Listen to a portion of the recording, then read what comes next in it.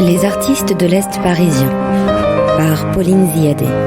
Aujourd'hui, rencontre avec Catherine Radosa. Bonjour à tous, nous sommes aujourd'hui en compagnie de Catherine Radosa.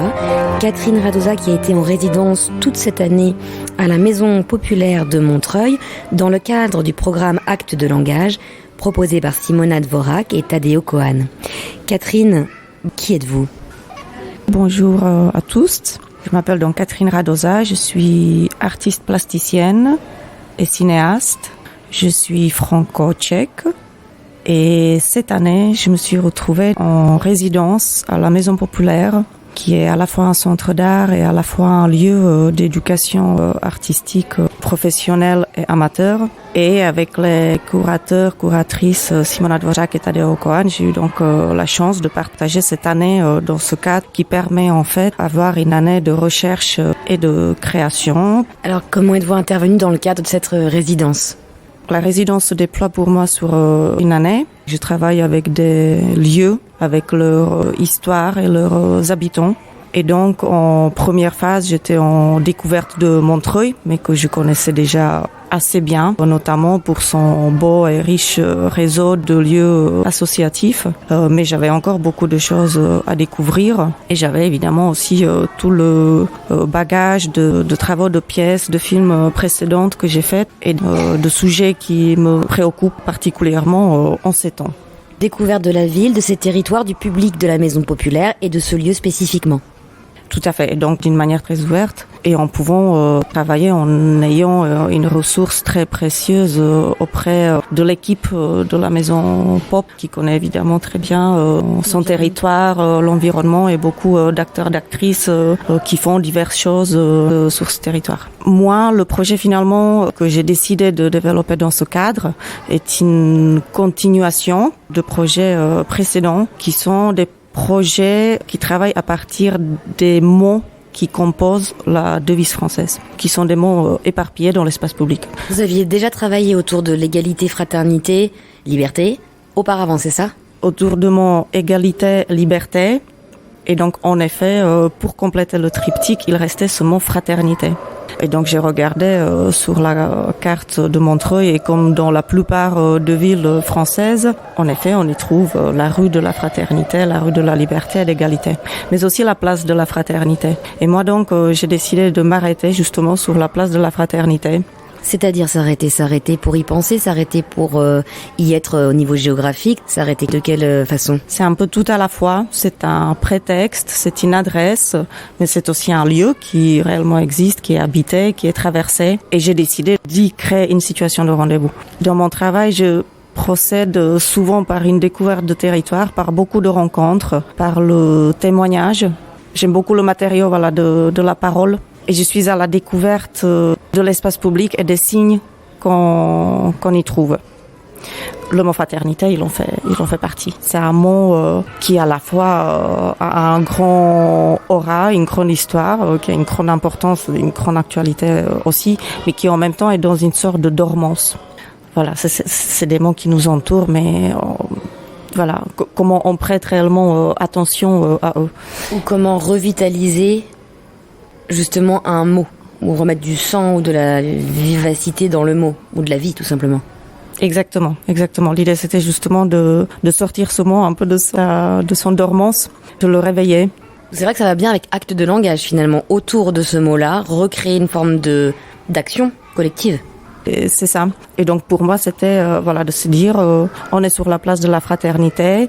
Eh bien, on va essayer de créer une situation au travers laquelle on peut réveiller ce mot, on peut le réactualiser, on peut le déployer et d'une manière particulière, puisque moi je souhaitais vraiment que ce mot soit réfléchi au féminin, puisque c'est un des termes qui est particulier parce qu'il renvoie évidemment au mot frère, donc c'est un mot genré, et donc comment les femmes s'y sentent incluses ou pas. J'étais à la recherche, aux rencontres diverses avec des femmes pour discuter avec elles sur ce thème-là. Alors, il en est ressorti 17 voix, 17 points de vue conjugués au féminin. pu travailler notamment avec la Maison des femmes de Montreuil, des rencontres très, très fortes.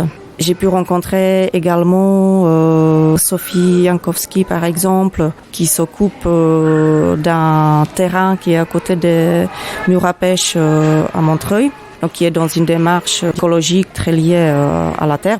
J'ai pu rencontrer également, par exemple, Baniko Shundi, qui est une artiste et cinéaste qui vit à Montreuil et qui est d'origine iranienne. J'ai pu rencontrer également des lycéennes du lycée Jean Jaurès à Montreuil.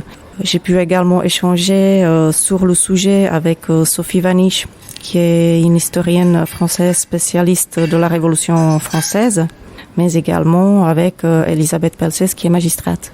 Et donc, ce qui m'intéressait, c'est de pouvoir mettre ensemble des pensées, des expériences, des avis, des réflexions de femmes très diverses, à la fois de points de vue de trajectoire personnelle, de géographie, d'origine, de niveau social, d'âge, pour créer en fait une polyphonie très riche, très complète de cette représentation de ce que c'est la fraternité, de ce qu'elle pourrait être, et qu'évidemment ce n'est pas une chose, c'est un mot pluriel.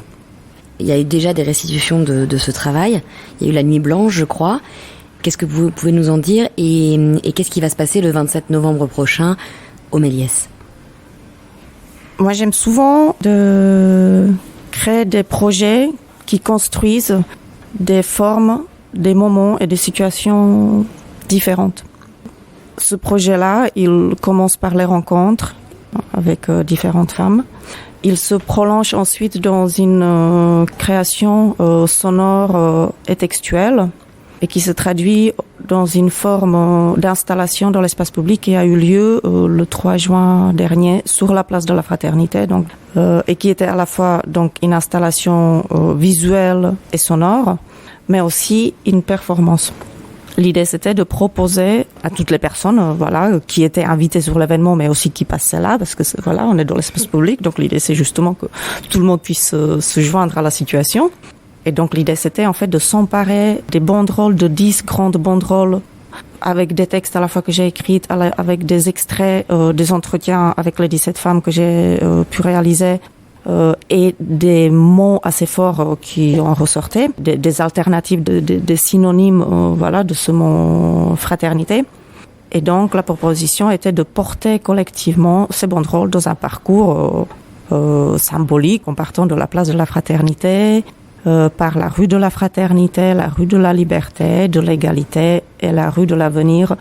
Et en revenant de retour sur la place de la Fraternité, nous avons pu collectivement accrocher l'exposition. Voilà, donc ces banderoles qui étaient horizontales deviennent verticales et deviennent un peu des sortes de pages de livres qui se déploient dans l'espace public. Et en même temps, il y avait un dispositif sonore, des sortes d'arrosoirs mis à l'envers qui diffusaient la pièce sonore composée de ces paroles de 17 femmes, qui est aussi ponctuée, enrichie par une création musicale pour cette pièce. Donc c'est le moment d'exposition dans l'espace public et de performance collective. Et il se trouve que cet événement donc a été filmé et devient ensuite a posteriori un film qui va être donc présenté le 27 novembre ici à Méliès. Il retrace la manière dont ça s'est passé cette année en résidence, ou quelque part c'est encore un nouvel objet? Pour moi, c'est un nouvel objet, en effet. Il permet de construire une situation d'écoute encore différente. Et aussi de partager ce moment de ce mouvement, de cette situation, à la fois de cette place de la Fraternité et de la façon dont on a pu l'habiter, l'activer le 3 juin. Donc il ne s'agit pas juste de transcrire cet événement, mais plutôt de se saisir de cette situation et des images que cette situation a permis pour les transposer encore ailleurs, sachant que le film est enrichi aussi par d'autres images que j'ai filmées a posteriori et aussi de l'animation. Le film décolle d'une situation documentaire, ça va au-delà. Nous engageons tous les auditeurs à venir le 27 novembre découvrir votre film Rue de la Fraternité.e. Catherine Radosa, merci beaucoup. Merci beaucoup à vous et au plaisir de vous voir. C'était Les artistes de l'Est parisien par par Pauline Ziadé. Aujourd'hui, rencontre avec Catherine Radosa.